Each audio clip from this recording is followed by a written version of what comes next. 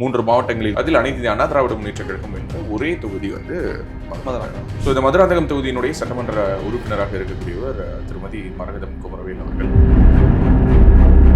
So அவங்களுடைய தனிப்பட்ட செல்வாக்கா அல்லது கட்சியினுடைய பலமா, உண்மையாகவே திமுக இங்கே பலவீனமா இருக்கு, அந்த மாதிரியான பல கேள்விகள் இருக்கு. பேரளவுக்கு ஒரு பெண்ணை வந்து வேட்பாளராக நிறுத்தி வெற்றி பெற வச்சு கணவரே ஆக்டிவா இருப்பாங்க, அப்படி கிடையாது. மரகதம் குமரவேலும் களத்துல நிற்பாங்க, இன்னொரு பக்கம் குமரவேலும் களத்துல நிற்பார். ஸோ இதுதான் அவங்களுடைய ஒரு பிளஸா இருந்தது. முதல் தேர்தலில் மிகப்பெரிய வெற்றியை பதிவு செய்தார்கள் காஞ்சிபுரத்தில். காஞ்சிபுரம்ங்கிறது எப்போதுமே அண்ணா பெருந்தமன், எங்கள் மண், திராவிடமன் அப்படின்னு சொல்லிட்டு காஞ்சிபுரத்துல தோக்குது திமுகங்கிறது எவ்வளவு பெரிய ஒரு விஷயம். அந்த ஒட்டுமொத்த தேர்தல் பிரச்சாரத்துல எந்த கட்சியுமே, நான் சொல்றது பாரதிய ஜனதா கட்சி மட்டும் இல்ல, திமுக யாருமே எங்க இருக்காங்கன்னே தெரியாம, சொல்ல போனா திமுகவுக்கு 0. 2014ஆம் ஆண்டு மக்களவை தேர்தல்ல 0. மதுராந்தகத்துக்கு உள்ள போகும்பொழுது அங்க உள்ள எல்லா மக்களுமே சொல்றாங்க மதுராந்தகம் வந்து எப்பவுமே அதிமுகவோட கோட்டை. இன்னும் மரகதம் குமரவேல் மீண்டும் வெல்வாரா? எதிர்க்க நிக்கிற டெபாசிட் வாங்குறதுக்கு சந்தேகம் தான். அதாவது ஒரு மக்களோட மக்களாக இணைஞ்சு பயணம் பண்றாங்க. அதாவது இந்த தொகுதியில வந்து அவங்க கால்படாத இடம் எதுவுமே இருக்காது. திமுகவினுடைய ஆட்சி எப்படி இருக்கு அப்படிங்கிற கேள்வியை வச்சிருக்கோம். எந்த மக்களாவது இந்த ஆட்சி நல்லா இருக்குதான்னு சொல்றாங்களா? எங்க பார்த்தாலும் கஞ்சா. அதை தான் சொல்றாரு, பொன்முடி கொடுத்து விட்டு ஓசி ஓசி ஓசின்றாரு. யார் சொல்றாரு? பெண்களை இழிவா தான் பேசினுக்கிறாரு அவர் பெண்களை வந்து பாராட்டி பேசல. முன்னாடி டிஎம்கே தான் போட்டேன், ஆனா இந்த வாட்டி கண்டிப்பா போட மாட்டேன்.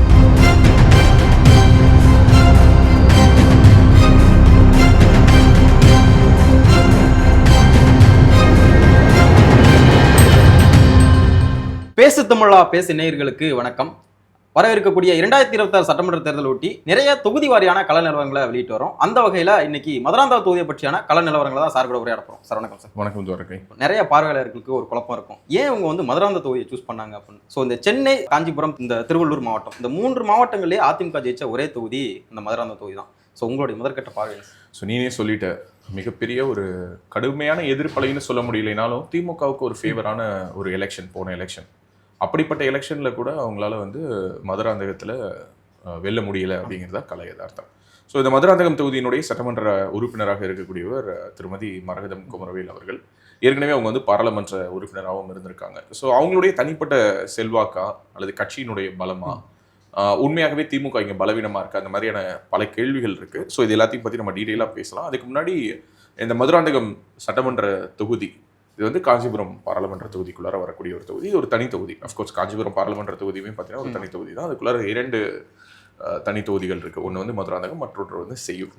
ஸோ இந்த 2 தொகுதிகளில் நீ சொன்ன மாதிரி சென்னை, திருவள்ளூர், காஞ்சிபுரம் இந்த 3 மாவட்டங்களையும் சேர்த்து எடுத்துக்கிட்டோம்னா அதில் அனைத்து இந்திய அண்ணா திராவிட முன்னேற்ற கழகம் என்ற ஒரே தொகுதி வந்து மதுராந்தகம். இந்த மதுராந்தகத்தில் இப்போது எம்எல்ஏவாக இருக்கக்கூடிய மரகதம் குமரவேல் அவர்கள் 2014ஆம் ஆண்டு வந்து முதலாக மக்களவைக்கு போட்டியிடுறாங்க. ஜெயலலிதா அவர்கள் சீட்டு கொடுக்கறதுக்கு அந்த நேர்காணல்லாம் நடத்துவாங்க இல்லையா, அந்த நேர்காணலுக்கு இவங்க போகும்பொழுது இவங்க சொன்னதே என்னன்னா, இவங்களுடைய தந்தையார், அவருடைய பேர் வந்து சண்முகம், அவர் வந்து ராமபுரம் தோட்டத்தில் வந்து வேலை பார்த்தார். ஸோ எம்ஜிஆரிடம் வேலை பார்த்த ஒரு ஊழியர். ஸோ மற்ற ஊழியர்கள் இந்த எம்ஜிஆருடைய டீம்னு சொல்கிறவங்க மாதிரி நிறைய பேர் இன்னைக்கு வந்து கல்வி வள்ளல்கள் அப்படின்லாம் இருக்காங்களா, அந்த மாதிரிலாம் அவர் எதுவும் காலேஜ்லாம் கட்டலை. கடைசி வரை எம்ஜிஆருக்கு ஒரு விசுவாசமான ஒரு கடைநிலை ஊழியராக இருந்தவர். ஸோ அதை சொல்லி எப்படி எங்கள் அப்பா வந்து எம்ஜிஆருக்கு தலைவருக்கு விசுவாசமாக இருந்தாங்களோ அதே மாதிரி நான் வந்து உங்களுக்கு விசுவாசமாக இருப்பேன், இவ்வளோதான். அந்த ஒட்டுமொத்த இன்டர்வியூவில் வேறு எதுவும் இல்லை. இவங்க படிச்சிருக்காங்க. I think she is a masters ஹோல்டர்னு நினைக்கிறேன். ஸோ ஒரு ஆசிரியை படிப்பு ஏதோ பிஎட் ஏதோ படிச்சிருக்காங்கன்னு நினைக்கிறேன், if I am not wrong. So அதனால் வந்து இந்த ஒரு இன்ட்ராக்ஷன் இதன் அடிப்படையில் காஞ்சிபுரத்தில் இன்னும் சொல்லப்போனால் 2014ஆம் ஆண்டு ஜெயலலிதா அவர்களுடைய பிரச்சாரத்தை அவங்க எங்கே தொடங்கினாங்கன்னா காஞ்சிபுரத்துலேருந்து தான் தொடங்கினாங்க. அந்த தேர்தலில் அவங்க பெற்ற வெற்றிங்கிறது ஒரு மெகா வெற்றி. கிட்டத்தட்ட 37 சீட்டு அடித்தாங்க. கரெக்டாக தமிழ்நாட்டில் 37 சீட்டுகளை வென்றாங்க. அனைத்து இந்திய அண்ணா திராவிட முன்னேற்ற கழகம் தொடங்கப்பட்டதிலிருந்து இன்று வரை அவங்களுடைய வரலாற்றிலேயே அதிகமான எம்பிக்களை அவர்கள் வென்ற தேர்தல் அதுதான். அதாவது அவங்க கிட்ட அப்போ எவ்வளோ இருந்ததுன்னா ஸ்ட்ரென்த்து 37 எம்பி லோக்சபாவில், 13 எம்பி ராஜ்யசபாவில், 50 எம்பிக்களை அனைத்து இந்திய அண்ணா திராவிட முன்னேற்ற கழகம் 2 அவைகளுக்கும் சேர்த்து பெற்றிருந்த காலகட்டம். இன்னும் சொல்லப்போனால் ஜெயலலிதா அவர்களுடைய விஸ்வரூபம்னு சொல்லலாம். ஸ்ட்ரைட்டா சேலஞ்ச் பண்ணாங்க, மோடியா லேடியான்னாங்க. ஸோ ஒட்டுமொத்த தேசமும் வேறொரு திசை நோக்கி திரும்பி பாரத பிரதமராக மோடி அவர்களை முதல் தடவை தேர்ந்தெடுக்குது. ஆனால் தமிழ்நாட்டில் அந்த ஜெயலலிதா அப்படிங்கிற ஒரு ஆளுமைக்கு முன்னாடி அந்த ஒட்டுமொத்த தேர்தல் பிரச்சாரத்தில் எந்த கட்சியுமே, நான் சொல்றது பாரதிய ஜனதா கட்சி மட்டும் இல்லை, திமுக யாருமே எங்க இருக்காங்கன்னே தெரியாம, சொல்ல போனா திமுகவுக்கு 0. 2014ஆம் ஆண்டு மக்களவை தேர்தலில் 0. பட் அங்கிருந்து 2019 பவுன்ஸ் ஆகி வந்தது வந்து திமுகவினுடைய ஒரு மிகப்பெரிய ஒரு வரலாறுன்னு தான் சொல்லுவோம். ஸோ 2014 வென்றாங்க. 2019 அதே காஞ்சிபுரம் பாராளுமன்ற தேர்தலில் நின்று தோல்வியை தழுவினார்கள். அதுக்கு பிறகு 2021 மதுராந்தகம் சட்டமன்ற தொகுதியை தேர்ந்தெடுத்து அங்கே நிற்கிறாங்க. இவருடைய கணவர் திரு குமரவேல் அவர் வந்து பார்த்தீங்கன்னா ஒரு மிக நீண்ட நெடிய அண்ணா திராவிட முன்னேற்ற கழக பாரம்பரியம் கொண்டவர். பேசிக்கலி அவருடைய தந்தையார் பார்த்தேன் அப்படின்னா அவர் வந்து ஒரு தலித் இயக்க செயற்பாட்டாளர். பேசிக்கலி இவரும் வந்து சிறு வயதிலேயே பார்த்தோன்னா பூவையார் மாதிரியான இந்த தலித் இயக்க செயற்பாட்டாளர்கள் அவங்களுடைய தலைவர்களுடைய எழுச்சியெல்லாம் பார்த்துட்டு ஒரு ஆக்டிவிஸ்டா வரணும் அப்படிங்கிற மாதிரியான ஒரு டோன்ல இருந்தவரை நெறிப்படுத்தி அவருடைய தந்தையாரே என்ன சொல்றாருன்னா, இல்லை தலித் இயக்க செயற்பாட்டாளராக இருக்கிறதுலாம் ஓகே, பட் நம்ம ஆட்சி அதிகாரத்தை கைப்பற்றுவதற்கு நாம் ஏதோ ஒரு கட்சியில இணையணும், ஒரு திராவிட இயக்கத்தில் ஒன்றில் இணைந்து செயல்படுவதுதான் சரியா இருக்குங்கிற பொழுது அவருக்கு திராவிட முன்னேற்ற கழகத்தோடு ஓகமே இருக்கிறதுனால அவங்க வந்து அனைத்து அண்ணா திராவிட முன்னேற்ற கழகத்தில் தன்னை இணைச்சுக்கிறாரு. அவர் வந்து திருப்பூர் பகுதியினுடைய ஒன்றிய செயலாளராக இருந்தார். இப்போ என்ன பொசிஷன்ல இருக்காரு தெரியல, பட் கண்டினியூஸ்லி அவர் வந்து பார்த்தோன்னா இப்போ தையூருடைய சேர்மனா இருக்காருன்னு நினைக்கிறேன், if I am not wrong, அந்த பேரூராட்சிக்கு. ஸோ தொடர்ச்சியாக அவருடைய கட்சிக்குள்ளார இருக்கக்கூடிய ஒரு கனெக்டிவிட்டி, இன்னும் சொல்ல போனா தையூர்லேருந்து Thaiyur, Cheyyur and as well as Madurantakam, இங்கெல்லாம் மாற்று கட்சியை சேர்ந்தவர்களாக இருந்தாலும் சரி அவர்கள் எல்லோரோடவுமே அவர் ரொம்ப இணக்கமாக பழகக்கூடியவர். ஸோ இந்த மாதிரியான ஒரு 2 பேருமே husband and wife as well as சில இடங்களில் பார்த்தா அப்படின்னா பேரளவுக்கு ஒரு பெண்ணை வந்து வேட்பாளராக நிறுத்தி வெற்றி பெற வச்சுட்டு கணவரே ஆக்டிவாக இருப்பாங்க. அப்படி கிடையாது. மரகதம் குமரவேலும் களத்தில் நிற்பாங்க, இன்னொரு பக்கம் குமரவேலும் களத்தில் நிற்பார். ஸோ இதுதான் அவங்களுடைய ஒரு ப்ளஸ்ஸாக இருந்தது. ஸோ 2014 பாராளுமன்ற தேர்தலில் வெற்றி, 19 தோல்வி, 2021 சட்டமன்ற தேர்தலில் மீண்டும் சட்டமன்ற உறுப்பினராகி முதல் முறை சட்டமன்றத்துக்கு செல்றாங்க. இதில் ரொம்ப ஸ்பெஷலான விஷயம் என்ன அப்படின்னா 2014 மக்களவை தேர்தல் முடிஞ்சு ரிசல்ட் வரதுக்கு முன்னாடி இவங்க என்ன பண்றாங்கன்னா ஒரு பெரிய பேனர் எரெக்ட் பண்ணிடுறாங்க. 1,68,000 ஓட்டு வித்தியாசத்தில் மரகதம் குமரவேல் வெற்றி பெற்றார். இப்போ கவுண்டிங்க்கு முன்னாடியே வச்சுட்டாங்க. என்னடான்னு சொல்லிட்டு எல்லாருக்கும் ஆச்சரியம், எப்போ 1,60,000 ஓட்டுல ஜெயிப்பாங்க அப்படின்னு சொல்லி பேனர் வைக்கிறாங்களே அப்படின்னு பார்த்தா அவங்க வின் பண்ணாங்க. 1,46,000 and odd வாக்குகள் வித்தியாசத்தில் அவங்க வென்றாங்க. அதுவே ஒரு மிகப்பெரிய ஒரு ஆச்சரியமாகவும் சர்ச்சையாகவும் பேசப்பட்டுச்சு. எப்படி உங்களுக்கு தெரியும் 1,68,000 ஓட்டுன்னு எப்படி இவங்க கரெக்டாக சொல்றாங்க? ஸோ அந்த சில்லறை ஓட்டுகள் முதற்கொண்டு கரெக்டாக சொல்லி ஒரு பெரிய ஒரு பேனர் வச்சு அது ஒரு மிகப்பெரிய சர்ச்சையாச்சு. ஸோ இப்படி பரபரப்புகளுக்கு பஞ்சம் இல்லாமல் தொடர்ச்சியாக களத்தில் இயங்கி கொண்டிருக்கக்கூடிய ஒரு அதிமுகவினுடைய ஒரு எம்எல்ஏ, நீ சொன்ன மாதிரி ஒரு பெண் எம்எல்ஏ, 3 மாவட்டங்களில் வென்ற ஒரே தொகுதி. அஃப்கோர்ஸ் எப்படி இருக்குது களம் அப்படிங்கிறத களத்துக்கு போயிட்டு வந்து நீ சொல்லு, இனிமே அது இட்ஸ் யுவர் டர்ன். ஓகே, நம்ம களத்துக்கு போயிருந்தப்போ எனக்கே கொஞ்சம் ஒரு பிரமிப்பாக தான் இருந்துச்சு. ஸோ இந்த 3 சென்னை, காஞ்சிபுரம், திருவள்ளூரில் நம்மளும் நிறைய சர்வே எடுத்திருப்போம். நிறைய இடங்களில் திமுக வந்து அங்கே ஒரு இம்பாக்ட் ஏற்படுத்தியிருப்பாங்க. ஆனால் மதுராந்தகத்துக்கு உள்ளே போகும்பொழுது அங்கே உள்ள எல்லா மக்களுமே சொல்கிறாங்க மதுராந்தகம் வந்து எப்போவுமே அதிமுகவோட கோட்டை. இன்னும் ஒரு படி மேலே போய் பார்த்தோம்னா மலைவையாவூர்னு சொல்லிட்டு நம்ம உள்ள எல்லா கிராமங்களுக்குமே போனோம். ஸோ மலைவையாவூர்னு சொல்லிட்டு ஒரு சின்ன கிராமம், அந்த கிராமத்தில் உள்ள மக்கள் வந்து கிட்டத்தட்ட ஒரு 5 தலைமுறையாகவே அவங்களுக்கு வந்து பட்டா கிடையாது. ஸோ இவங்க வந்ததுக்கு அப்புறம் தான் பட்டா வாங்கி கொடுத்துருக்காங்க. ஸோ அந்த அளவுக்கு இவங்க வந்து ஒவ்வொரு சின்ன சின்ன கிராமம் கூட போயிட்டு பார்த்துருக்காங்க. எல்லா மக்கள்கிட்டமே கேட்டதுக்கும் என்ன சொல்கிறாங்கன்னா ஒரு கனெக்டிவிட்டி, நீங்கள் ஒரு சின்னதாக உங்கள் வீட்டில் ஒரு ஏதோ ஒரு விசேஷம் அப்படின்னு கூப்பிட்டா கூட வந்து நிற்பாங்க. ஸோ அந்த அளவுக்கு ஒரு கனெக்டிவிட்டி இருக்கக்கூடிய ஒரு அதிமுகவினுடைய ஒரு கோர் வேல்யூஸ்ல இருக்கு. அஃப்கோர்ஸ் திமுக காரங்களும் பண்றாங்க. பட் அதிமுக கிட்ட என்ன ஸ்பெஷல்னா அவங்க ஆளுங்கட்சியா இருக்காங்களோ எதிர்கட்சியா இருக்காங்களோ இந்த மாதிரி ஒரு நிகழ்வுகளில் போய் பங்கெடுத்துக்கிறது, மக்களோட மக்களா இருக்கிறது அப்படிங்கிறது இந்த 2 திராவிட கட்சிகள்ல இருந்தே மற்ற கட்சிகள் படிக்க வேண்டிய ஒரு பாடம்னு எனக்கு தோணுது. அண்ட் அஃப்கோர்ஸ் நான் கூட பார்த்தேன் என்னன்னா சமீப காலமா வந்து நிறைய இந்த ஸ்போர்ட்ஸ் ஈவெண்ட்ஸ் நடத்துறது, ஊர்ல இருக்கக்கூடிய இந்த சிறு சிறு இளைஞர்கள், ஏன்னா அவங்க என்ன நோட் பண்றாங்க அப்படின்னா களத்துல நம்ம பார்க்கும்பொழுது இது வந்து 2 பட்டியல் சமூகத்தை சேர்ந்த, அதாவது ரிசர்வ்டு கான்ஸ்டிடுவன்சிஸ் இருக்கிற காரணத்தினால இந்த ரிசர்வ் கான்ஸ்டிடுவன்சிஸ்ல வந்து ஓட் பேங்க் அப்படிங்கிறது பார்த்தீங்கன்னா விடுதலை சிறுத்தைகள் வசமும், திராவிட முன்னேற்ற கழக வசமும், அனைத்து அண்ணா திராவிட முன்னேற்ற கழக வசமும் தான் இருந்தது அதிகமாக.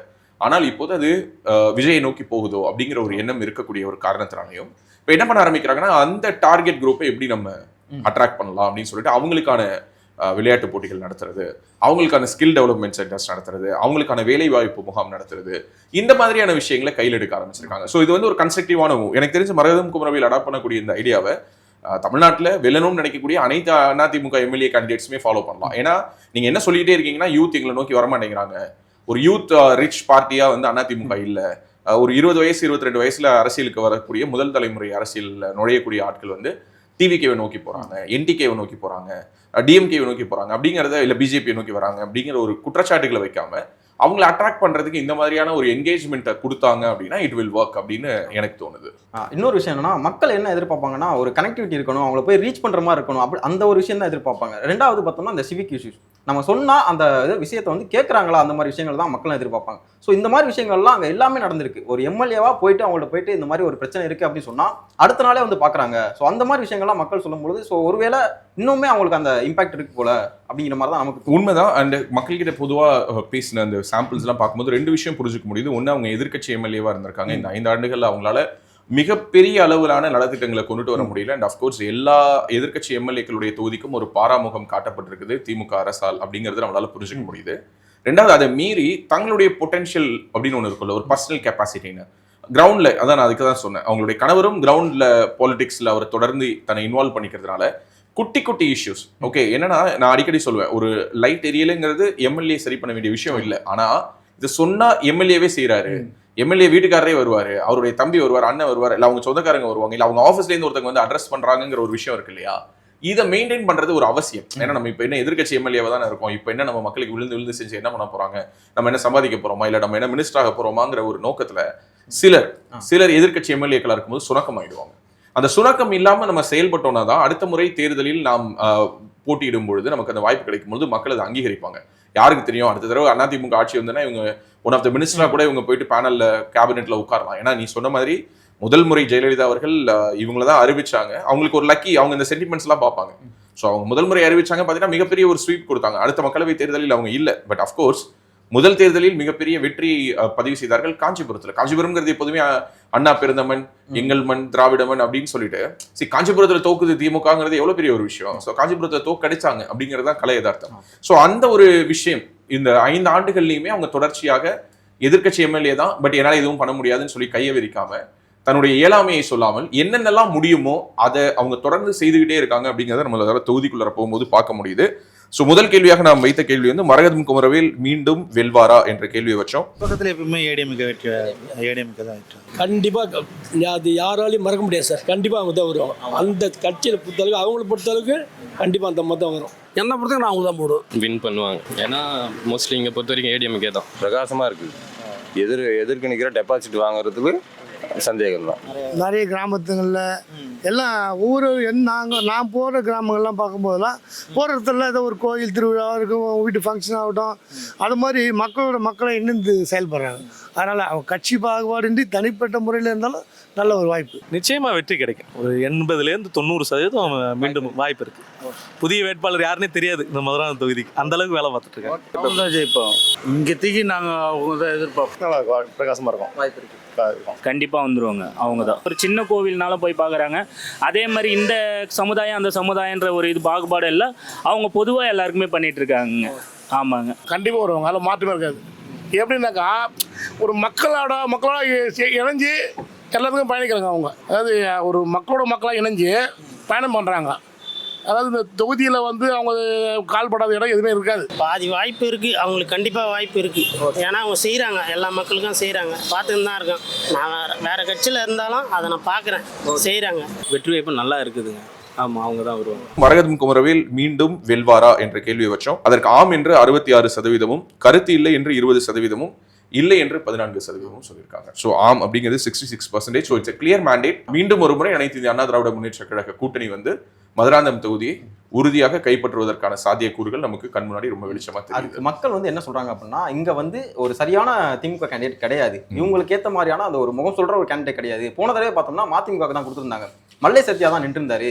ஸோ இந்த தடவை அவங்களுக்குள்ள ஒரு உட்கட்சி சண்டை இருக்கு. ஸோ இந்த தடவை யார் நிற்பாங்க திமுகக்குள்ள அப்படிங்கிறதே ஒரு பேச்சு போயிட்டு இருக்கு. அதனால மரகதம் குமரவேல் இங்க நின்றாங்கன்னா கண்டிப்பா அடிக்கிறதுக்கு வாய்ப்பு இருக்கு அப்படின்றாங்க. அண்ட் அதே மாதிரி இன்னொரு மிக முக்கியமான விஷயத்தையும் நம்ம பார்க்கணும். என்னன்னா போன முறை வந்து வாக்கு வித்தியாசம் வந்து ரொம்ப கம்மி தான், ஆனா இட்ஸ் a ஸ்விங். ஏன்னா அதற்கு முந்தைய தேர்தலில் அனைத்து அண்ணா திராவிட முன்னேற்ற கழகம் இந்த தொகுதியை தோற்றது. ஆமா, ஸோ இவங்க தான் வென்று எடுக்கிறாங்க. இன்னும் சொல்ல போனா இந்த ஹிஸ்டரியை எடுத்து பார்க்கும்போது திராவிட முன்னேற்ற கழகமும் அண்ணா திராவிட முன்னேற்ற கழகமும் ஈவன் காங்கிரஸ்லாம் கூட இந்த தொகுதியில் வென்றிருக்கிறாங்க. மாறி தான் வென்று வந்திருக்கிறாங்க. ஸோ அப்போ இந்த தொகுதி அதிமுகவுக்கு ஃபேவரான ஒரு தொகுதியாக இருந்தாலும் ஒரு சரியான கேண்டிடேட், நீ சொன்னதான் சரியான வார்த்தை. இன்னும் சொல்ல போனா மரகதம் குமரவேலை கம்பேர் பண்ணா மல்லை சத்யாங்கிறவருக்கு வந்து பெரிய இமேஜ் இருக்கு. ஓகே, ஆனா அவரை வீழ்த்தி வெற்றி பெறுவது, ஏன்னா ஒரு ஸ்டார் கேண்டிடேட். அப்கோர்ஸ் அப்படிதானே. இன்னைக்கு வந்து அவருக்கு வந்து மதிமுகவை விட்டு அவர் வெளியேறதுக்கு பிறகு மட்டும் அவருக்கு இவ்வளவு பெரிய ஊடக வெளிச்சம் கிடைக்கல. அப்பவே மதிமுகல வைகோவுக்கு அடுத்து யாருன்னா துரை வைகோ வருவது வரை மல்லை சத்யா பேர் தான் இருந்தது. துரை வைகோ வந்ததற்கு பிறகு மல்லை சத்யா தான் லைம்லைட்ல இருந்தார். ஸோ அப்படியான ஒரு இடத்தில் இருந்த ஒரு நபருக்கு ஒரு பின்னடைவாகத்தான் நம்ம பார்க்கணும். ஏன்னா மல்லை சத்யா மாதிரியான ஒரு ஸ்டார் வேல்யூ இருக்க கேண்டிடேட்டை வீழ்த்தினாங்க அப்படிங்கிறது ரொம்ப முக்கியமான விஷயம். ஓட்டு வித்தியாசம் 3000 இருந்தாலும் அதற்கு முந்தைய தேர்தலில் வாங்கியதை விட கணிசமான ஒரு வாக்குகளை அவர்கள் அதிகரித்து காட்டியிருக்கிறாங்க அப்படிங்கிறதை நம்ம இந்த இடத்துல அனலைன் பண்ணி சொல்லணும். எம்எல்ஏவாக மரகதம் குமரவேல் அவர்களின் செயல்பாடு எப்படி? பொதுமக்கள் பொறுத்த வரைக்கும் மதுராந்தக தொகுதியில யாரை கேட்டாலுமே அவங்களுடைய பெயர் தெரியும். அவங்க நல்ல ஒரு வேகமாக செயல்படக்கூடிய ஒருத்தவங்களா இருக்கிறாங்க. ரெண்டாவது வந்து மக்களுக்கு எது தேவையோ அதை உடனடியாக தெரிஞ்சுக்கிட்டு அதை உடனடியே களத்தில் வந்து செஞ்சு கொடுக்குறாங்க. இப்போ இருக்கிற இதில் வந்து நிறைய திட்டங்கள்லாம் அவங்களுக்கு நிறைய ஒதுக்குறது இல்லை. இருந்தாலும் தன்னோட சொந்த செலவில் பல நல்லது செஞ்சுட்டு வராங்க. வெளியே தெரியாமல் இருக்கு. அவங்க குட், வெரி குட். நல்லா பண்றாங்க. மதுராந்தகம் தொகுதியில் அச்சிக்க முடியாது. அவங்க எது வந்தாலும் இறங்கி செய்வாங்க. யாருக்கும் வந்து மூஞ்சி சொல்லிக்கலாம் மாட்டாங்க. எல்லாம் நல்லா செய்வாங்க. இந்த தொகுதியுடைய எம்எல்ஏ இருக்காங்களா, மரகதம் குமரவேல், முன்னாள் எம்பி, இப்போ எம்எல்ஏவா இருக்காங்க. அவங்களுடைய செயல்பாடு எப்படின்னா இருக்கு? அவங்க செயல்பாடு அருமையாக இருக்குது. அவங்க எல்லாம் ஒரு வில்லேஜுக்கும் போயிட்டு அவங்களால முடிஞ்ச பணியை கரெக்டாக செய்கிறாங்க. அவங்க நல்லா திருப்தியாக பண்ணுறாங்க. ஒன்றும் அடிப்படை வசதி நிறைய செஞ்சுருக்காங்க. பள்ளிக்கூடங்கள் சீரமைப்பு, இந்த பால்வாடி சொன்னாங்க, அங்கன்வாடிலாம் நிறைய பண்ணியிருக்காங்க. நல்லா பண்ணுறாங்க. அவங்க பொறுத்தவரையிலும் நல்லா பண்ணுறாங்க. மக்களோட செல்வாக்கு அவங்களுக்கு இருக்குது ஓரளவுக்கு இங்கே. ஏன்னாக்கா நாம் கேள்விப்படுறதெல்லாம் நமக்கு அந்த இது கிடையாது நமக்கு. ஆனால் அவங்க வந்து செயல்பாடு நல்லா இருக்குது. நல்லது சொல்கிறாங்க இல்லையா, அதை கேட்குறேன் இல்லையா, அது செயல்பாடு நல்லா இருக்குது அவங்களுக்கு. நல்லா பண்ணுறாங்க. அவங்க நல்லா பண்ணுறாங்க. அருமையாக பண்ணுறாங்க. அது தப்பு கிடையாது. அருமையாக பண்ணுறாங்க. முன்னோட இவங்க கொஞ்சம் பரவாயில்ல, ஆக்டிவாக பண்ணுறாங்க. எம்எல்ஏவாக மரகதம் குமரவேல் அவர்களின் செயல்பாடு எப்படி என்ற நம்முடைய இரண்டாவது கேள்விக்கு சிறப்பு என்று 64%, சுமார் என்று 22%, சரியில்லை என்று 14% சொல்லியிருக்காங்க. ஸோ இந்த சிறப்புங்கிற 64% ஒரு எதிர்க்கட்சி எம்எல்ஏவுக்கு ஒரு 5 வருடம் மிகப்பெரிய அளவில் ஆக்டிவாக ஃபண்ட்ஸ் ஒதுக்கப்படலை, அவங்க வைத்த கோரிக்கைகள் முன்வைக்கப்படலை, இப்படியான பல விஷயங்கள் இருந்தும் கூட அவர்களால் செய்ய முடிஞ்சிருக்கு. இந்த அளவுக்கான ஒரு ஒப்பீனியனை மக்கள் கிட்ட பில்டு பண்ண முடிஞ்சிருக்குன்னா முழுக்க இது வந்து அவங்களுடைய களப்பணி காரணமாக தான் நம்மளால புரிஞ்சுக்க முடியுது. பட் அஃப்கோர்ஸ் இந்த 22+14 நம்ம விட்டுறவும் கூடாது. இந்த 36% என்ன தவறுகள் இருக்கு, இல்லை என்ன மிஸ் ஆகிட்டு இருக்குங்கிறத அவங்க கவனத்தில் எடுத்து சரி செய்ய வேண்டிய ஒரு கட்டாயமும் இருக்குதான் நான் பார்க்குறேன். மக்கள் என்ன மாதிரியான பிரச்சனைகள் ஏதாவது பதிவு பண்ணாங்களா, இந்த மாதிரியான இஷ்யூஸ் இருக்கு, இதை கொஞ்சம் நாங்கள் அட்ரஸ் பண்ணணுங்கிற மாதிரி ஏதாவது சொல்லியிருக்காங்க? அவங்க சொல்லக்கூடிய விஷயங்கள்லாம் நிறைய பார்த்தோம்னா அங்கே சுற்றி நிறைய கொஞ்சம் விவசாய கிராமங்கள்லாம் நிறைய இருக்கு. ஸோ இந்த விவசாய கிராமத்தில் நமக்கு ஒரு சில விஷயங்கள்லாம் இஷ்யூவாக இருக்குது அப்படின்றாங்க. அதாவது இந்த தண்ணி, மதுராந்தகம் ஏரி தண்ணி திறந்து விடுறது, ஸோ தண்ணி வந்து மழை பெஞ்சா நிறையா வர்றது, இந்த மாதிரி விஷயங்கள்லாம் அவங்க சந்திக்கிற இஷ்யூவாக சொல்கிறாங்க. இது வந்து இங்கே இருக்கக்கூடிய எம்எல்ஏனால கண்டிப்பாக பண்ண முடியாது, அது அவங்களே சொல்கிறாங்க. இன்னொரு விஷயம் என்னன்னா, மேல்வளம்பேட்டைன்னு சொல்லிட்டு ஒரு ஊர், அந்த ஊருக்குள்ள இருக்க மக்கள் என்ன சொல்கிறாங்கன்னா, இங்கே இருக்கக்கூடிய எம்எல்ஏனால கண்டிப்பாக பண்ண முடியாது. ஏன்னா இப்போ அவங்க வந்து எதிர்க்கட்சியில் இருக்காங்க. ஸோ ஆளுங்கட்சியில் இருக்கக்கூடிய மந்திரியாக இருக்கட்டும், இவங்கெல்லாம் என்ன பண்ணுறாங்க அப்படிங்கிற மாதிரியான கேள்வி தான். ஸோ நிறைய விவசாயம் துறை சார்ந்த அந்த பிரச்சனைகள் தான் சந்திக்கிறது. இவங்க நிறைய ரூரல் பேக்கெட்ஸும் இந்த தொகுதிக்குள்ள இருக்கு இல்லையா? ஸோ அந்த ரூரல் பேக்கெட்ஸ் வந்து எப்போதும் நம்ம வெளியிலேருந்து பார்க்கக்கூடிய ஒரு பியூர் அர்பன் கான்ஸ்டிடுவன்சி கிடையாது. இதுக்குள்ளார நிறைய ரூரல் பேக்கெட்ஸும் இருக்கு. அந்த ரூரல் பேக்கெட்ஸ்குள்ளார குறிப்பாக மதுராந்தகம் ஏரியிலிருந்து திறந்து விடப்படக்கூடிய தண்ணீர் தொடர்பான ஒரு மிகப்பெரிய இஷ்யூஸ் எல்லாம் முன்வைக்கிறாங்க. காலமாக இது அட்ரஸ் பண்ணப்படாமல் இருக்குங்கிறத நம்ம இந்த வீடியோவின் வழியாக கவனத்துக்கு கொண்டுட்டு வரோம். இது இந்த வீடியோவின் வழியாக இந்த தொகுதியினுடைய தற்போதைய எம்எல்ஏவாக இருக்கக்கூடிய மரகதம் குமரவேல் மட்டுமல்ல, காஞ்சிபுரம் அப்படிங்கிறது வந்து ரொம்ப தள்ளிலாம் இல்லை, மதுராந்தகம்ங்கிறது தடிக்கு விழுந்தா மதுராந்தகம் தான். ஸோ இதை தமிழ்நாடு அரசினுடைய கவனத்துக்கும் எடுத்துட்டு போகிறோம். அங்கே இருக்கக்கூடிய விவசாயிகளுடைய குறைகள் களையப்பட வேண்டும் என்பதுதான் நம்மளுடைய எண்ணமும் கூட. ஸோ அடுத்தது 3வது கேள்வி, மிக முக்கியமான ஒரு கேள்வி, திமுகவினுடைய ஆட்சி எப்படி இருக்கு அப்படிங்கிற கேள்வியை வச்சிருக்கோம். அதை தான் சொல்கிறாரு, பொன்முடி கொடுத்து விட்டு ஓசின்றாரு. யார் சொல்கிறாரு? பெண்களை இழிவாக தான் பேசினுக்கிறாரு அவர் பெண்களை வந்து பாராட்டி பேசலை. இந்த ரோடு போட்டு 1 மாதம் 2 மாதத்துல வந்துட்டாங்க, அவ்வளோதான். அதோட ஒன்றும் ஒடியும் பண்ணலை, ஒன்றும் பண்ணலை. ஸ்டார்டிங்கில் ரோடெலாம் போட்டாங்க, அவ்வளோதான். எங்கள் வீட்டாண்ட குழா போட்டாங்க, அந்த ரோடு அப்படியே நோண்டி விட்டு போனதோட சரி. போட்டதோட 1 வருஷம் ஆக போகுது நோண்டது. எல்லாம் பள்ளம் முள்ளமாக இருக்குது, எதுவுமே ரெடி பண்ணலையே. எல்லாமே கொலை அது இது சின்ன பசங்களாம் அதுவாக இருக்குது. ரோடு வசதி சரியில்லை, ரோட்டில் நிறைய பிரச்சனை, லா அண்டர் ஆர்டர், எல்லா விலைவாசி எல்லாம் ஏற்றிட்டாங்க. கரண்ட்டு பில்லு, வரி, டேக்ஸு ரொம்ப ஏற்றிருக்காங்க எல்லாமே. அதனால் கொஞ்சம் மக்களுக்கு அதிருப்தியாக இருக்காங்க. அவங்களுக்கு ஃப்ரீ கொடுத்துட்டு நம்ம மேலே போட்டுடுறாங்க. அது லேடிஸுங்க ஓட்ட கொஞ்சம் விழும் அந்த ஃப்ரீனால். மற்றபடி நம்ம பாதிப்பெல்லாம் நம்மளுக்கு தானே பாதிக்குது. அவங்களுக்கு ஃப்ரீ கொடுத்துட்டா பஸ்ஸில் மீதி கட்டணம் நம்மளுக்கு ஏற்றிடுவாங்க. இல்லை, எனக்கு நீங்கள் கேட்குற கேள்வியே புதுசாக இருக்குது. எதுவுமே பண்ணலையே அவங்க. ஏற்கனவே இருந்ததை அழிச்சிட்டு தான் போகிறாங்க.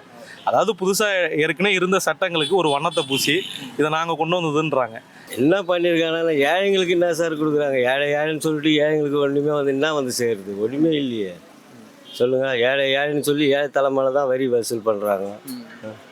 கோடியாக கொள்ளடிக்கிறாங்க. அவங்களாம் ஒன்றும் பண்ண மாட்டுறாங்களே. 1000 ரூபா கொடுத்துருந்தாங்க புரோஜனம். நீங்கள் விலைவாசி கண்ட்ரோலாக வச்சுக்காம 1000 ரூபா கொடுத்துருந்தா 10 நாள் செலவாகுமா?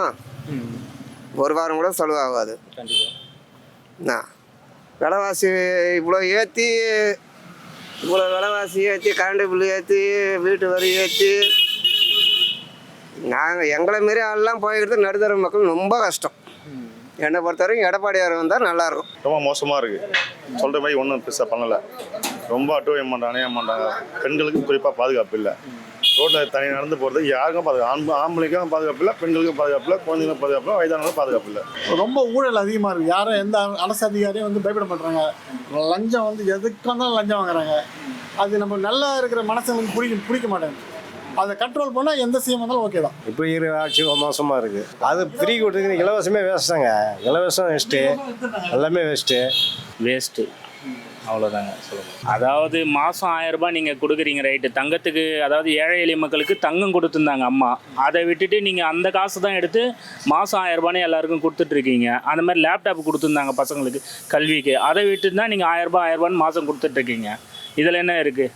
இல்லை, அவங்ககிட்ட ஒரு 510 இதெல்லாம் சொல்லியிருக்காங்க. பார்த்தீங்கன்னா நடைமுறை பார்த்தா 10-15 தான் சரியாக பண்ணியிருக்காங்க. பாக்கி எல்லாமே பெண்டிங் தானே. திமுக ஆரம்ப பேசிக்கலாக இருந்தால், ஆனால் எனக்கு இப்போ நம்ம தலைமை வந்து நல்ல தலைமையும் சொல்கிறதுக்கு எனக்கு சங்கடமாக இருக்குது. என்ன காரணம் கேட்டிங்கன்னா, இல்லை இப்போ தான் நிறையா பார்க்குறோம். செந்தில் பாலாஜி குற்றம் சொன்னோம், இன்றைக்கி அவன் நல்லான்னு வச்சுக்கிறோம். வெளிப்படையாக நம்ம தலைமை சரியில்லை. எனக்கு அது ஒரு வருத்தமான விஷயங்கள். அதாவது இந்த ஆட்சியால் மக்களுக்கு எந்த ஒரு நன்மையும் இதுவரைக்கும் நடக்கலை. எந்த ஒரு விலைவாசியும் குறையலை. எந்த ஒரு சொன்ன ஒரு வார்த்தையை நிறைவேற்றலை. இது வரைக்கும் அவங்க சொன்ன வார்த்தையில் எந்த வார்த்தையாவது ஒரு வார்த்தை வந்து நீட்டை பண்ணிடுறேன்னாங்க, கரண்ட் பில்லு மாதத்தில் ஒரு தடவை எடுக்கிறேன்னாங்க, சொத்து வரி கூட்ட மாட்டேன்னாங்க. இன்னும் வந்து எத்தனையோ இருக்குது, அது சொல்லிக்கிட்டே போகலாம். ஆனால் அதில் ஒன்று கூட இவங்க சொன்னதில் எதுவுமே நிறைவேற்றலை. கெட்டு குடிச்சலாக போச்சு தமிழ்நாடு. தமிழ்நாட்டை கூறு போட்டு வித்துறானுங்க அவனுங்க, திமுகங்க. குட்டிச்சோராகி போச்சு இது தமிழ்நாடு. இங்கே 4 ஆண்டில் என்ன மக்களுக்கான வசதி பண்ணாங்க?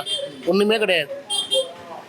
கொலை கற்பழிப்பு கஞ்சா இதுதான் போகிறத வர நல்லது இது நடக்குது போகலாம். தமிழ்நாட்டில் ஒன்றுமே கிடையாது. 1000 ரூபா கொடுத்தாங்க.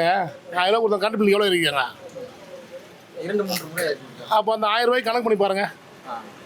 நீ இதெல்லாம் 1000 கணக்கு பண்ணி பாருங்கள். ஒயின் ஷாப்பில் நீங்கள் முதல்ல என்ன ரேட் விற்றாங்க, நீங்கள் என்ன ரேட் விற்கிறாங்க? அந்த எக்ஸ்ட்ரா இருக்கிற பணம் இதெல்லாம் போகுது. முதல்ல ஒரு 110 ரூபாய்க்கு பாட்டில் 140 ரூபாய் இருக்குது. 30 ரூபாய் எக்ஸஸ் ஆகுது. அந்த 30 ரூபாய் எக்ஸஸ் அந்த பணம் எங்கே போகுது? கவர்மெண்ட் போகுது. அது என்ன டெண்டர் பேரில் அவங்க தினுக்கு டெண்டர் விடுறாங்க. இதான் நடக்குது. மக்கள்கிட்ட போய் நாங்கள் மக்கள் என்ன போய் சேருதா? மக்களுக்கு ஒரு நல்ல விஷயம் போய் சேருதா? எந்த மக்களாவது இந்த ஆட்சி நல்லா இருக்கிறோன்னு சொல்கிறாங்களா? எங்கே பார்த்தாலும் கஞ்சா கொலை இதான் நடக்குது. எது நடக்குது? நல்லது நடக்குது பார்த்து இந்த ஆட்சியில் ஒன்றுமே கிடையாது. இந்த ஆட்சி வந்தது வந்து கூட்டு பாலியல் தொல்லை அதிகம் நடக்குது. ஒரு பெண்களுக்கு பாதுகாப்பு சுத்தமாக கிடையாது இந்த ஆட்சியில். எதுக்கு 1000 ரூபா தர சொல்லுங்கள்? இந்த ஃப்ரீ பஸ் கொடுக்குறீங்க, இன்றைக்கி பார்த்தா டிரான்ஸ்போர்ட் லாஸில் போகுது. பெண்களுக்கு பாதுகாப்பு இல்லைன்னு சொல்லி குறை இருக்குதுங்க. அது வந்து ஆட்சியாளரையும் ஒன்றே பார்க்க முடியாது. போலீஸும் முதல்ல பார்க்கணும். போலீஸ் அவங்க கண்ட்ரோல் தான் இருக்குது, அவங்க தான் பண்ணணும். அதே மாதிரி மக்களும் ஒன்று கொஞ்சம் இது கவனமாக இருக்கணும். ஃப்ரீ பஸ்ஸு இதோ பாருங்கள், பாதி பேர் ஏறுறாங்க, பாதி பேர் ஏறவே இல்லை. அப்படியே திருப்பா இறக்கி விட போய்க்கினாங்கிறாங்க. அது தான் நடக்குது. பெண்களுக்கு பாதுகாப்பு இல்லை தாங்க. இருந்தாலும் வந்து புது ஆட்சி வந்தால் தானே தெரியும் நமக்கு என்ன எதுன்னு. ஆட்சி மாற்றம் வந்தால் தான் என்ன இவங்க என்ன தப்பு நடத்துகிறாங்கன்னு இது பண்ணுவோம். இப்போ திமுக ஆட்சி எனக்கு தெரிஞ்சு அந்தளவுக்கு நல்லா இல்லை. அதிமுக ஆட்சினா மேக்ஸிமம் ரவுடிஸ்லாம் கம்மியாக இருக்கும் எப்பவுமே.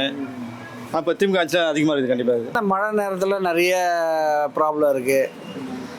இப்போ எலெக்ஷன் வர நேரத்தில் தான் கரெக்டாக அந்த ஒவ்வொரு இதுவாக இப்போ புதுசாக இது பண்ணுறோம். அதை வந்து ஸ்டார்டிங்லேருந்தே பண்ணியிருந்தாங்கன்னா கொஞ்சம் நல்லா தான் இருந்திருக்கும். கொஞ்சம் சுமார் தான், ஒன்றும் சொல்கிற மாதிரி இல்லை. சரியில்லை. மக்களை வந்து வாட்டி வச்சுட்டாங்க, ரொம்ப கொடுமைப்படுத்திட்டாங்க, கோரத்துக்கு ஆளாகிட்டாங்க. மக்கள் வந்து மகளிர் எல்லாருமே கண்ணீர் வடிக்கிறாங்க. இந்த இலவச பஸ்ஸுன்னு கொடுத்தாங்க. அந்த 1000 ரூபாய் பணத்தை கொடுத்து அதையும் ஏமாற்றிட்டாங்க. 1000 ரூபாய் கொடுத்துட்டு 5000 ரூபாய் 10,000 ரூபாய்க்கு நஷ்டத்துக்கு உருவாக்கிட்டாங்க. ரொம்ப கொடுமைங்க அது. திமுகவினுடைய ஆட்சி எப்படி இருக்கு அப்படிங்கிற கேள்வியை வச்சிருக்கோம். ஸோ சரியில்லை என்று 66%, பரவாயில்லைன்னு 24%, சிறப்புன்னு 10% சொல்லியிருக்காங்க. ஏன் சரியில்லை அப்படிங்கிறதுக்கான ஏன்னா இங்க இருக்கக்கூடிய எம்எல்ஏ பார்த்தோம்னா எதிர்க்கட்சி எம்எல்ஏ. ஸோ ஒரு பாரபட்சம் பார்க்குறாங்க அப்படிங்கிறது ஒரு மக்கள் எல்லார் மனசுலையுமே இருக்கு. ஸோ எங்க எம்எல்ஏ கிடையாதுல்ல அப்படிங்கிற மாதிரி ஆளுங்கட்சி நினைக்கிறாங்களோ அப்படிங்கிறதா மக்கள் வைக்கக்கூடிய குற்றச்சாட்டாகவும் இருக்கு. ஸோ ஒருவேளை அதனால கூட எங்களுக்கு ஃபண்ட்ஸ் எதுவுமே ஒதுக்கப்படாமல் இருக்கலாம். முன்னாடி புகழேந்தி இருந்தாரு. ஸோ அப்போ பார்த்தோம்னா அப்போ வந்து எதிர்க்கட்சியா டிஎம்கே இருந்துச்சு, ஆளுங்கட்சியா அதிமுக இருந்துச்சு. ஸோ இப்போ பார்த்தோம்னா அதிமுக வந்து எதிர்க்கட்சியா இருக்கு, ஆளுங்கட்சியா திமுக இருக்கு. இவங்க யாரை ஜெயிக்க வைக்கிறாங்களோ அவங்க வந்து எதிர்க்கட்சி ஆயிடுறாங்கிற மாதிரி இருக்கு. சென்டிமெண்ட் தப்பா இருக்கு. பட் எனிவே அடுத்த தேர்தலில் இந்த களம் மாற வேண்டும் என்பது நம்முடைய எதிர்பார்ப்பும் கூட. ஏன்னா மதுராந்தகம் மட்டுமல்ல, தமிழ்நாட்டில் இருக்கக்கூடிய எல்லா தொகுதிகள்லையுமே ஆளுங்கட்சியை ஜெயிக்க முடியாது. That's a practical reality. But at the same time ஒரு எதிர்க்கட்சி எம்எல்ஏ எலெக்ட் ஆகி வந்துட்டாங்கனாலே அந்த தொகுதிக்கு வந்து நிதிகள் ஒதுக்குவதில் பாரபட்சம் காட்டுறது, அந்த தொகுதியினுடைய முன்னேற்றத்தை பெரிய அக்கறை எடுத்துக்காம இருக்கிறது, ஒரு முதல்வரோட தொகுதினா விழுந்து விழுந்து அதை கவனிக்கிறது, 3 வேளையும் தொடச்சு வீட்டில் பூஜை அறைக்கு கோலம் போடுற மாதிரி கோலம் போடுறது, இப்படி இல்லாம எல்லா தொகுதிக்கும் இந்த நிதி பங்களிப்பு என்பது சீராக பகிர்ந்தளிக்கப்பட வேண்டும். ஏன்னா அப்பதான் வந்து மக்களுக்கு இந்த ஜனநாயகத்து மேல ஒரு நம்பிக்கை வரும். அப்படி பார்த்தா எப்படி இருக்குன்னா, எங்களுக்கு ஓட்டு போட்டீங்கன்னா மட்டும் தான் உங்களுக்கு நல்லது பண்ணுவோம், இல்லைன்னா எங்க கவர்மெண்ட் வந்துச்சுன்னா உங்களை வச்சு செய்வோம் அப்படிங்கிற மாதிரி இருக்கு இல்லையா? அது ஒரு தவறான ஒரு கண்ணோட்டம். இதை திராவிட முன்னேற்ற கழக அரசு வந்து இந்த மீதம் இருக்கக்கூடிய 4-5 மாதங்கள்லயாவது அதை அவங்க திருத்திக்கணும் அப்படிங்கிறதா நம்மளுடைய எண்ணமும் கூட. இறுதி கேள்வியாக நாம் எல்லா தொகுதிகளிலும் வைக்கக்கூடிய கேள்விதான், 2026 யார் முதல்வர் என்ற கேள்விக்கு ஆட்சி மாறணும்னு நினைக்கிறேன். 2 கூட்டணி சரியா அமைஞ்சதுன்னா ஏடிஎம்கேவும் இது பிஜேபியும் வரதுக்கு வாய்ப்பு இருக்கு. எடப்பாடியை தான் சொல்லணும். கண்டிப்பா இப்ப இருக்கிற சிஎம் இல்லாம இருந்தா நல்லா இருக்கும். ஏடிஎம்கே வரும். பார்த்தீங்கன்னா விஜய் வந்தால் நல்லா இருக்கும்னு ஒரு மாற்றம் பார்த்தேன். இந்த வாட்டி விஜய் வந்தால் நல்லா இருக்கும் நான் நினைக்கிறேன். எடப்பாடி வந்தால் நல்லா இருக்கும். தமிழ்நாட்டில் எடப்பாடி வரணும் சார். எடப்பாடி வந்தால் நல்லா இருக்கும். எடப்பாடி நல்லா இருக்கும். எடப்பாடியாக இருக்கும். ஆனால் ஆட்சி மட்டும் கண்டிப்பாக வேணும். அதாவது வந்து தமிழ்நாட்டு முதலமைச்சரை யார் வர்றதுங்கிறத விட இப்போ இருக்கிற ஆட்சி திருப்பி வரக்கூடாது. எடப்பாடியார். முன்னாடி டிஎம்கேக்கு தான் போட்டேன். டிஎம்கேக்கு தான். ஆனால் இந்த வாட்டி கண்டிப்பாக போட மாட்டேன். எடப்பாடி. எங்கள் வீட்டில் இருக்க எல்லாருமே விஜய் தான் எதிர்பார்த்துக்கிட்டு இருக்காங்க. எடப்பாடி தான். பழனிசாமி வந்தால் நல்லா இருக்கும் நினைக்கிறேன். எடப்பாடி. பெருகிற பொறுத்தவரை எடப்பாடி வந்தால் நல்லா இருக்கும். அவர் வந்து 4 வருஷம் ஆனதுல நம்ம தமிழ்நாட்டுக்கு 11 மருத்துவக் கல்வி கொண்டு வந்தார். புதிய மாவட்டத்தை உருவாக்குனார். நிறைய அணைகளை கட்டினார். மாணவர்களுக்கு நிறைய ஸ்கீம் செஞ்சார். காமராஜ் மாரி வரணும்பா. காமராஜ் மாரி மனசு இருக்கணும். சும்மா இங்கே மேலோட்டமாக நடிக்கிற எந்த அரசியல்வாதியும் தேவையில்லை. இப்போ இருக்கிற ஜனங்களுக்கு நல்லது செய்யறதுனா ஒரு காமராஜ் மாரி யார் ஜெனுனான ஆளோ, யாருமே எந்த ஒரு பொருளும் யாருக்கோசம் எதுவும் சேர்த்து வைக்கக்கூடாது. பிறக்காத குழந்தைகளாம் சொத்து சேர்த்து வைக்கக்கூடாது. இங்கே பார்த்தீங்கன்னா தலைமுறையாக வந்து பிறக்காத குழந்தைக்கு தான் சேர்த்து வைக்கிறாங்க. இப்போ இருக்கிற மக்கள் வந்து எவனும் பசின்னு இருக்கக்கூடாது. விஜய். ஸ்டாலின் தான். எடப்பாடியே வரலாம். விஜய் இல்லை எடப்பாடி 2 பேரில் யார் வந்தாலும் நல்லா இருக்கும். எடப்பாடி பழனிசாமி வந்தால் நல்லா இருக்கும். கண்டிப்பாக நல்லா இருக்கும். விஜய் வந்தால் நல்லா இருக்கும். விஜய் வந்தால் நல்லா இருக்கும். எங்களுக்கு வந்து எடப்பாடி தான் வரும். எடப்பாடி வந்தால் நல்லா இருக்கும். விஜய் வந்தால் நல்லா இருக்குங்க. எடப்பாடி. விஜய் வந்தால் கொஞ்சம் நல்லா இருக்கும். எடப்பாடியார் வரணுங்க. யார் முதலமைச்சர் வந்து பழனிசாமி வந்தால் தான் நல்லா இருக்கும். 2026 யார் முதல்வர் என்ற கேள்விக்கு அவங்களுடைய விருப்பத்தை அவர்கள் தெரிவிச்சிருக்கிறாங்க. எடப்பாடி பழனிசாமி என்று 44%, ஸ்டாலின் என்று 25%, விஜய் என்று 16%, சீமான் 3%, யார் வந்தா என்ன என்று 12% மக்கள் செலுத்தியிருக்காங்க. ஸோ எடப்பாடி பழனிசாமி அவர்கள் தான் நீங்க முதல்வராக வர வேண்டும் என்ற எண்ண ஓட்டம் கொண்ட மக்கள் அதிகமாக இருக்கக்கூடிய ஒரு தொகுதி. ஸோ இது நம்ம ஃபர்ஸ்ட்லேருந்தே பார்க்குறோம். அந்த ட்ரெண்டை மரபுதம் குமரவேலுக்கு பாசிட்டிவாக இருக்கு, திமுகவுக்கு எதிர்ப்பாக இருக்கு, அதிமுகவுக்கு ப்ரோ, அண்ட் இன்னொரு பக்கம் பார்த்தா அப்படின்னா எடப்பாடி அவர்களையும் அவர்கள் ப்ரோவா பார்க்குறாங்க. எனக்கு தெரிஞ்சு இந்த தொகுதியை பொறுத்த மட்டும் இந்த OPS factor, TTV factor, Sasikala ஃபேக்டர்லாம் இம்பாக்டே இல்லாத ஒரு தொகுதி. ஸோ இவங்க யார் இருக்காங்க யார் இல்லை அப்படிங்கிறதெல்லாம் எந்த ஒரு விதத்திலையும் பாதிக்காத ஒரு தொகுதி. சென்னை, திருவள்ளூர் மற்றும் காஞ்சிபுரத்தில் அவங்க வென்ற ஒரே ஒரு தொகுதி. வர தேர்தலையாவது இப்படி இல்லாமல் கிட்டத்தட்ட ஆல்மோஸ்ட் 31 கான்ஸ்டியூன்சியில் 31வது கான்ஸ்டியூன்சியில் தான் ஃபர்ஸ்ட் வெற்றியை பதிவு பண்ணாங்கன்னு நினைக்கிறேன். 1லேருந்து என்ன ஆரம்பிக்கும் பொழுது 31வது கான்ஸ்டியூன்சியில் தான் வெற்றியை பதிவு பண்ணாங்க அனைத்து அண்ணா திராவிட முன்னேற்ற கழகம். இந்த முறை அதை சீரியஸாக எடுத்துப்பாங்களா அப்படிங்கிறது தான் நம்மளோட கேள்வி. ஏன்னா மதுராந்தகம்ங்கிறது இன்னைக்கு உங்களுக்கு பாசிட்டிவா இருக்கு. பட் மதுராந்தகம் மட்டும் பாசிட்டிவா இருந்தா போதுமா? காஞ்சிபுரம் எப்படி இருக்கு, செய்யூர் எப்படி இருக்கு, ஒவ்வொரு தொகுதியும் காஞ்சிபுரம் மாவட்டத்துக்குள்ள இருக்கக்கூடிய 6 சட்டமன்ற, அந்த பாராளுமன்றத்துக்குள்ள இருக்கக்கூடிய 6 சட்டமன்றங்களும் எப்படி இருக்குது, சென்னை பாராளுமன்ற, அதான் நான் சொல்றது சென்னைக்குள்ளார மத்திய சென்னை, தென் சென்னை, வட சென்னைக்குள்ளார இருக்கக்கூடிய பாராளுமன்ற தொகுதிகளுக்குள்ளார இருக்கக்கூடிய சட்டமன்ற தொகுதிகள் எவ்வாறு இருக்கிறது, இது ஒவ்வொன்றுத்தையும் பார்க்க வேண்டிய ஒரு அவசியம், கவனத்தில் கொள்ள வேண்டிய ஒரு அவசியம் அனைத்து அண்ணா திராவிட முன்னேற்ற கழக பாஜக கூட்டணிக்கு இருப்பதான் நான் பார்க்குறேன். ஏன்னா இந்த பெல்ட்டே வந்து ஓவராலாக பார்த்தேன் அப்படின்னா ஒரு வீக் பெல்ட்டாக இருக்கு for NDA. For NDA it self it's a week belt. And இதில் மறைப்பதற்கோ சொல்வதற்கு தயங்குவதற்கோ ஒன்றுமே கிடையாது. மிகப்பெரிய கவனத்தை செலுத்தவில்லை என்றால் சென்னை, திருவள்ளூர், காஞ்சிபுரம்ல மீண்டும் ஒரு வஸ்டான ஒரு ரிசல்ட் தான் மீண்டும் அனைத்து அண்ணா திராவிட முன்னேற்ற கழக என்டிஏ கூட்டணிக்கு அமையலாம். இந்த தொகுதியில் மரகதம் குமரவேல் வெல்வார், அதில் மாற்று கருத்து கிடையாது. 200% வின் பண்ணுவாங்க. ஆனா இந்த ஒரு தொகுதி வெற்றி மட்டுமே அனைத்து அண்ணா திராவிட முன்னேற்ற கழகம் ஆட்சி அமைப்பதற்கு போதுமா? 30ல் 1. ஓகே, இந்த 3 மாவட்டத்துக்கும் சேர்த்து 30ல் 1 அப்படின்னா இது என்ன மாதிரியான ஒரு இம்பாக்டை ஏற்படுத்தும்? கடந்த முறை கோட்டை விட்டதை போல இந்த முறையும் கோட்டை விட போயிடுவோமா அப்படிங்கிற ஒரு கேள்வியை முன் வச்சு அதிமுக பாஜக கூட்டணி வேலை பார்க்க வேண்டிய ஒரு அவசியம் இருக்கதான் நான் நினைக்கிறேன். அண்ட் இந்த தொகுதியில எடப்பாடிக்கு 44%, ஸ்டாலினுக்கு 25%, விஜய்க்கு 16% இருக்கு. இதை எப்படி புரிஞ்சுக்கலாம்? இன்னொரு விஷயம் என்னன்னா, இந்த விஷயம் தான் சொல்லணும்னு நினைச்சேன். அதாவது காஞ்சிபுரம், சென்னை இங்க எல்லாமே நம்ம இடத்துல சர்வே பண்ணியிருக்கோம். ஆனால் விஜய்க்கு இங்கே எல்லாமே கொஞ்சம் அதிகமாக தான் வந்திருக்கு. ஆனால் இங்கே அந்த அளவுக்கான விஜயோட ஃபேக்டர் இல்லையோ அப்படின்னு எனக்கு தோணுது. 16%ங்கிறது பெரிய நம்பர்ஸ் இல்லைங்கறியா? இல்லை, அதாவது நம்ம சென்னையை சுற்றி எடுத்தோம் அந்த பகுதியெல்லாம் எடுக்கும்பொழுது 20% கிட்ட எல்லாம் விஜய் போனார் ஒரு சில தொகுதிகளில். நிறைய யங்ஸ்டர்ஸ் கூட என்ன சொல்கிறாங்கன்னா, இல்லை டிவிக்கே வந்து இப்போ தானே புதுசாக வந்திருக்காங்க, என்ன அவங்களுக்கு கொள்கை இருக்குது அப்படின்னு நாம் தமிழர் சொல்கிற மாதிரியே அவங்களும் சொல்கிறாங்க. ஸோ அவங்களுக்குன்னு என்ன கொள்கை இருக்குது, ஸோ அப்போல்லாம் விஜய்லாம் ஜெயிக்க முடியாதுங்க. இன்னொரு முக்கியமான விஷயத்தை நான் அதை சொல்லணும்னு நினைக்கிறேன். இதுக்கு முன்னாடி நம்ம பதிவு பண்ண பல வீடியோக்களில் விஜயோடைய பெர்சன்டேஜ் நம்ம குறிப்பிட்டது எல்லாமே கரூர் ஸ்டாம்பேட் இஷ்யூக்கு முன்னாடி, இது கரூர் ஸ்டாம்பேடுக்கு அப்புறம். ஸோ அஃப்கோர்ஸ் அப்படின்னா விஜயுடைய அந்த ஆதரவு நிலைப்பாட்டில் ஒரு கணிசமான ஒரு டிப் இருக்கிறது நம்மளால புரிஞ்சுக்க முடியுது. ஆவரேஜாக ஒரு 20 to 22 வரைக்கும் ஹிட் பண்ணிட்டு இருந்த விஜய் இப்போ 15% 16% சுருங்கி இருக்கிறாரு அப்படிங்கிறத நம்மளால பார்க்க முடியுது. ஸோ இது விஜய்க்குமே ஒரு அலாமான ஒரு சிச்சுவேஷனாக தான் நான் பார்க்குறேன். அதான் நிறைய மக்கள் சொல்லக்கூடிய அந்த கருத்து சொல்லுவாங்க, விஜய்க்கு வந்து அந்த அரசியல் அனுபவம் கிடையாது அப்படின்னு. அது இந்த கரூர் ஸ்டாம்பேடுக்கு அப்புறம் நிறைய அது உறுதியாயிருச்சோ அப்படிங்கிற மாதிரி தான் நிறைய மக்களுடைய கருத்தாக இருக்குது. அதுக்கப்புறம் அப்படியே சைலண்ட் ஆகிட்டார் அவர் அந்த கரூர் ஸ்டாம்பேடுக்கு அப்புறம். ஸோ இதில் தான் அந்த அரசியல் முதிர்ச்சி அப்படிங்கிறது அவருக்கு கொஞ்சம் கம்மியாயிருச்சு அப்படிங்கிற மாதிரிலாம் நிறைய மக்கள் சொல்கிறத பார்க்க முடியுது. ஓகே, ஸோ இது களத்தில் எவ்வாறு ரிஃப்ளெக்ட் ஆகுதுங்கிறது நம்ம அடுத்தடுத்த கான்ஸ்டியூன்சிஸில் கண்டிப்பாக நம்ம சர்வே பண்ணும்போது மக்கள்கிட்ட எடுத்து வைக்கலாம். ஸோ 2026ஆம் ஆண்டு தேர்தலில் தமிழ்நாட்டை பொறுத்தவரை நாம் ஒவ்வொரு தொகுதியாக போய் சர்வே பண்ணிட்டு இருக்கோம். ஆவரேஜாக 200 to 400 சாம்பிள்ஸ் வரைக்கும் நம்ம மீட் பண்ணுறோம். நேரடியாக அவங்க கிட்ட கேள்விகள் வைக்கிறோம். அந்த கேள்விகளுக்கு அவங்க சொல்லக்கூடிய பதில்களை அன்ஃபில்டர்டாக அவங்க முன்னாடி ப்ரெசென்ட் பண்ணிட்டு இருக்கோம். அந்த வரிசையில் இன்னைக்கு மதுராந்தகம் கான்ஸ்டியூன்சி, மதுராந்தகத்தில் தற்போதைய சிட்டிங் எம்எல்ஏவான அனைத்து இந்திய அண்ணா திராவிட முன்னேற்ற கழகத்தை சேர்ந்த மரகதம் குமரவேல் மீண்டும் வெல்வதற்கான வாய்ப்புகள் 60% இருக்கிறது.